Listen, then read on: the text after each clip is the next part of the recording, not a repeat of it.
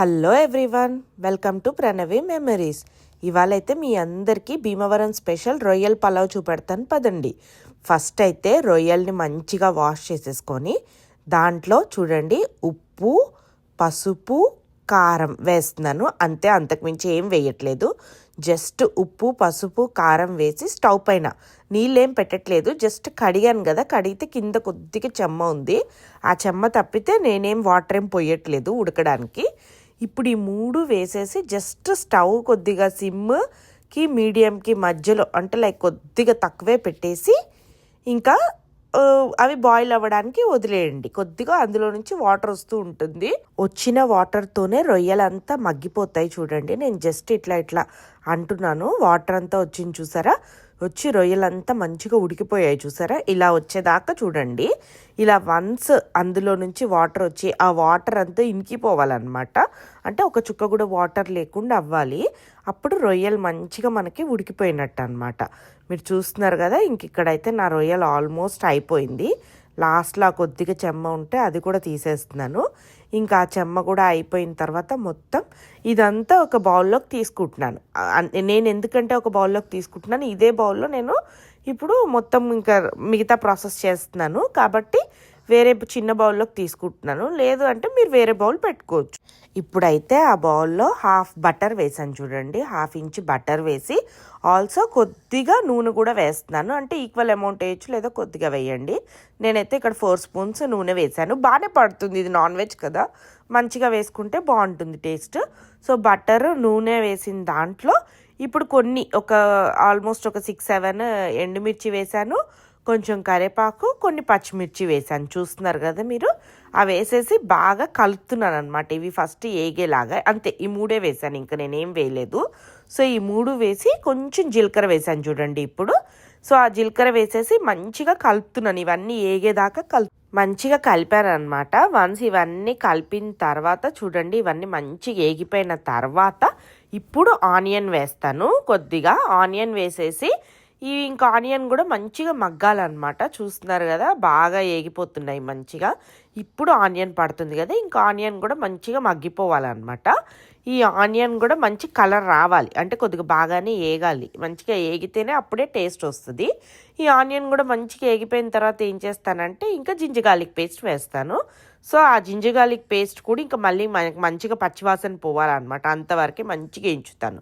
Once మనకు మంచిగా పచ్చివాసన పోయిన తర్వాత ఇందాక రొయ్యలు తీసి పక్కన పెట్టుకున్నాం కదా, ఆ రొయ్యలు వేసేసి మంచిగా మిక్స్ చేస్తున్నాను చూడండి. ఈ ఉల్లిపాయ ఇదంతా రొయ్యలకి పట్టేలాగా మంచిగా ఈ రొయ్యలు కూడా దీంట్లో కొంతసేపు ఏగిన తర్వాత ఇప్పుడైతే పసుపు, ఉప్పు, కారం, ధనియాల పౌడర్ మీకు ఎంత కావాలో అంత చూసుకొని వేసుకోండి, రిక్వైర్డ్ క్వాంటిటీ.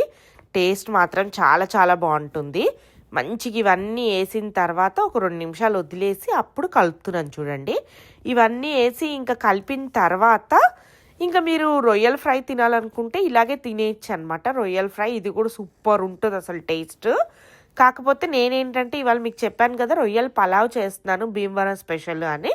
దానికోసం ఏం చేస్తున్నానంటే ఇవి మంచిగా ఏగిపోయిన తర్వాత దీంట్లో ఆల్రెడీ ఇప్పుడు నేను ఈ రొయ్యలకి ఒక గ్లాస్ బియ్యం, అంటే కొంచెం నా గ్లాస్ వేరు కదా, రైస్ కుక్కర్ గ్లాస్ కాదు, మా తాతయ్య గ్లాస్ అని చెప్తాను కదా, ఆ గ్లాస్ బియ్యం నానబెట్టాను అనమాట. బియ్యం ఒక 1/2 అవర్ నానితే సరిపోతుంది. అంటే మనం ఈ ప్రాసెస్ స్టార్ట్ చేయకముందు, అంటే రొయ్యలు ఉడకబెట్టక ముందు కనుక పెడితే సరిపోతుంది అనమాట కరెక్ట్గా. సో ఆ నానబెట్టిన బియ్యంలో నీళ్లు లేకుండా, ఒక్క చుక్క కూడా వాటర్ లేకుండా ఇప్పుడు ఆ బియ్యాన్ని ఈ రొయ్యల్లో వేయాలన్నమాట. చూస్తున్నారు కదా ఎట్లా వేస్తున్నానో. ఇవంతా ఇట్లా వేసేసి ఇంకా వీటిని మంచిగా కలుపుతాను అనమాట. చూడండి, అంతా మిక్స్ అయ్యేలాగా బాగా కలుపుతున్నాను. ఇదే టేస్ట్ అంట. లైక్ నాకు నేర్పించింది మా ఇంటి పక్కన మాధురి అనమాట ఈ రెసిపీ. సో తను చెప్పింది మంచిగా ఏంచమ్మా, ఇంతకుముందు ఎక్కువసేపు బియ్యంని ఇట్లా బాగా వీటిల్లో ఏంచేవాళ్ళు, ఫస్టే వాటర్ పోసేవాళ్ళు కాదు, చాలాసేపు ఇట్లా చేయాలి, అప్పుడే మంచి టేస్ట్ ఉంటుంది అని చెప్పింది. సో అది ఒక టిప్ అనమాట. అంటే మీరు ఇంకా జస్ట్ ఒక్కసారి కలిపేసాం కదా అన్నట్టు వాటర్ పొయ్యకండి. సో బాగా, అంటే చాలాసేపే పడుతుంది, ఒక మినిమం ఒక 5 మినిట్స్ అట్లా కొంచెం మంచిగా వేయించండి. అంటే కింద అడుగు అంటుకోకుండా మంచిగా చూస్తున్నారు కదా, బాగా ఏగి మంచి కలర్ వచ్చింది. బట్ స్టిల్ మంచిగా వేయించండి. ఇక్కడ ఏంటంటే ఆ బియ్యానికి సరిపడిన వాటర్, అంటే గ్లాస్కి గ్లాసున్నర, యూజువల్లీ 2 గ్లాసులు పడుతుంది కదా, కాకపోతే ఆల్రెడీ నానబెట్టిన బియ్యంకి ఎప్పుడైనా గ్లాస్కి గ్లాసున్నర కదా, సో గ్లాస్కి గ్లాసున్నర వాటర్ చప్పున బాగా బాయిల్ చేయాలన్నమాట, మరగబెట్టాలి. ఆ మరగబెట్టి నీళ్ళు తీసుకొచ్చి దీంట్లో పోస్తున్నాను, చూస్తున్నారు కదా. ఫుల్ మరుగుతున్న వాటర్ తీసుకొచ్చి ఆ బియ్యం బాగా ఏగింది కదా దాంట్లో పోసాను. నేనైతే ఇవాళ ఓన్లీ సోనా మసూరి రైసే వాడాను అనమాట, బాస్మతి రైస్ ఏం వాడలేదు. పలావ్కి సోనా మసూరి అంటే లైక్ మనం ఏదైతే వండుకుంటున్నామో ఆ రైసే బాగుంటుంది అని మాధురి చెప్పిందే. సో అందుకని చెప్పి సేమ్ రైస్, కాకపోతే బాగా బాయిల్ అవుతున్న వాటర్ పోస్తేనే ఇది బాగుంటుంది అనమాట. రైస్ మంచిగా దాంట్లో ఏగిపోవాలి, ఆ మిక్చర్లో బాయిల్ అవుతున్న వాటర్ పోయాలి. చూసారు కదా, అవే టిప్స్ అనమాట. సో అవి పోసి ఇట్లా మంచిగా రైస్ ఉడుకుతూ ఉంటుంది కదా, ఆల్మోస్ట్ ఈ స్టేజ్కి వచ్చిన తర్వాత ఇప్పుడు ఏం చేస్తానంటే చూడండి, ఇంకా ఆల్మోస్ట్ అంటే ఇక కొంచెమే చెమ్మ ఉంది చూసారా, అప్పుడు మూత పెట్టేస్తున్నాను. మూత పెట్టేసి స్టవ్ ఏం చేస్తున్నానంటే ఆల్మోస్ట్ మనకి సిమ్లో పెట్టాను చూడండి.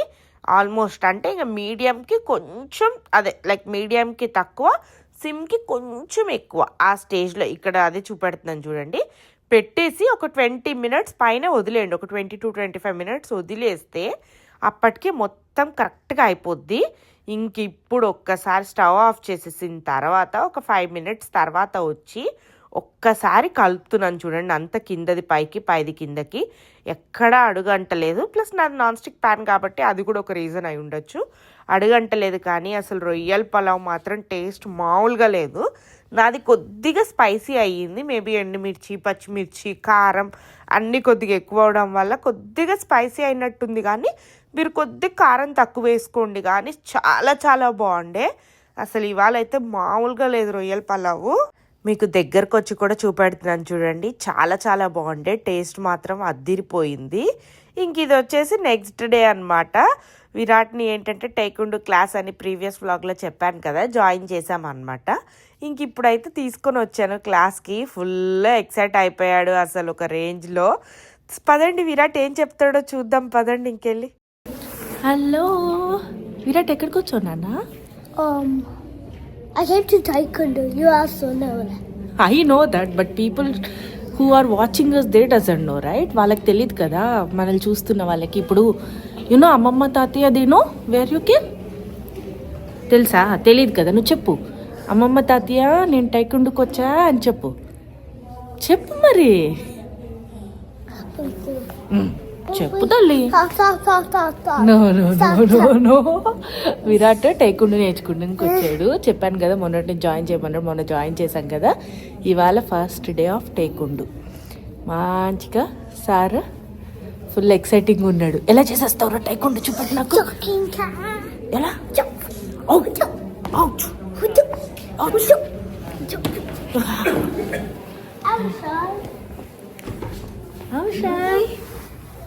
చూసారా, విరాట్ ఫ్రెండ్స్ అందరూ విరాట్కి కనపడితే ఫుల్ ఎక్సైట్ ఫీల్ అవుతున్నాడు. స్మయన్ ఏమో కుమాన్కి వచ్చాడు, విరాట్ ఏమో టేకుండుకు వచ్చాడు అనమాట. రెండు ఒకే కాంప్లెక్స్లో ఉన్నాయి, అందుకని ఫుల్ ఎక్సైట్ అయ్యాడు. ఇప్పుడైతే అక్కడే జస్ట్ పక్కనే కీమా బిర్యానీ ఉందన్నమాట, అక్కడ ఆర్డర్ పెట్టాను. సారీ ఆర్డర్ పెట్టేసి జస్ట్ దీని పక్కనే అప్నా బజార్ ఉంటుంది. కొద్దిగా నరసింహ పానీపూరి అడుగుతున్నాడు మొన్నటి నుంచి.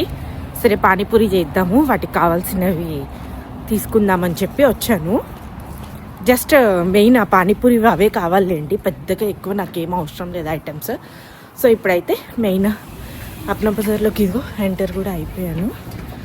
సో మెయిన్ పానీపూరి అవి తీసేసుకొని గప్చుప్స్ ఇంకా వెళ్దాం, చూద్దాం ఎట్లా అవుతుంది ఏంటి అనేది. చలో, ఎలాగూ షాప్లోకి ఎంటర్ అయ్యాను కదా అని చెప్పి కొన్ని అంటే లైక్ బేసిక్ థింగ్స్ 4 టమాటాలు అవి తీసుకుంటున్నాను. చెప్పాను కదా ఇవి గ్రాసరీకి వెళ్ళలేదు, ఆల్డీకి వెళ్ళి కొన్ని తీసుకున్నాను అని చెప్పి. ఇంకా మిగిలిన అంటే అవి వీక్ మొత్తం రావు కదా, జస్ట్ ఇంకా కొన్ని లైక్ వంకాయలు, కొన్ని టమాటాలు అలా ఇంకెక్కువేం తీసుకోలేదులేండి. జస్ట్ ఆ కొన్ని తీసుకొని ఒక 3 ఐటమ్స్ ఏమో తీసుకొని అవి కార్లో పెట్టేసి మళ్ళీ విరాట్ క్లాస్కి వచ్చాను. వచ్చి కాసేపు అయిన తర్వాత ఇంకా క్లాస్ అయిపోయింది. నేను క్లాస్ దగ్గర అంతా తీయలేదన్నమాట వీడియో, లైక్ అందరు పిల్లలు ఉంటారు కదా అలా తీయద్దు అన్నట్టు, ఓన్లీ ఇక్కడ కారిడార్లో ఇంకా మేము ఉన్న దగ్గరే తీస్తున్నాను. ఇది అయిపోయిన తర్వాత ఇందాక బిర్యానీ ఆర్డర్ పెట్టానని చెప్పాను కదా, అది వచ్చేసి అక్కడే house of biryanis and kebab, same కాంప్లెక్స్లో అన్నీ అనమాట.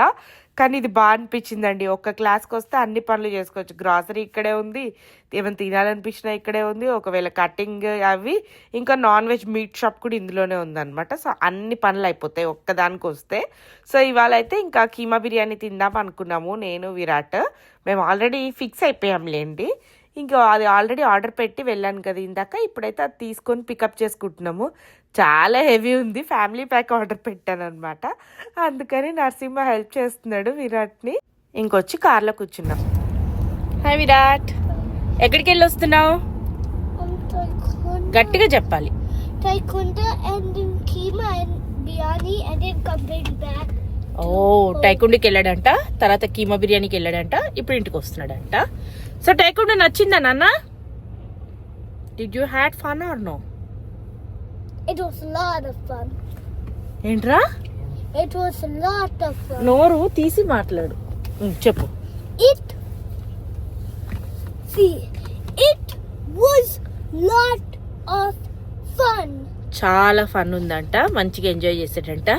లక్కీగా అంటే విసు ఉన్నాడని చెప్పి జాయిన్ చేసాము. ఇంకా విసుతో పాటు ఇంకా వీడి ఫ్రెండ్స్ ఒక 3 ఉన్నారు. అవషాయ్ అని, సో మెనీ యునో, అవషాయ్, ఇషాన్, అట్లా చాలా మంది ఫ్రెండ్స్ ఉన్నారు. సో విరాట్ మంచిగా ఎంజాయ్ చేశాడు.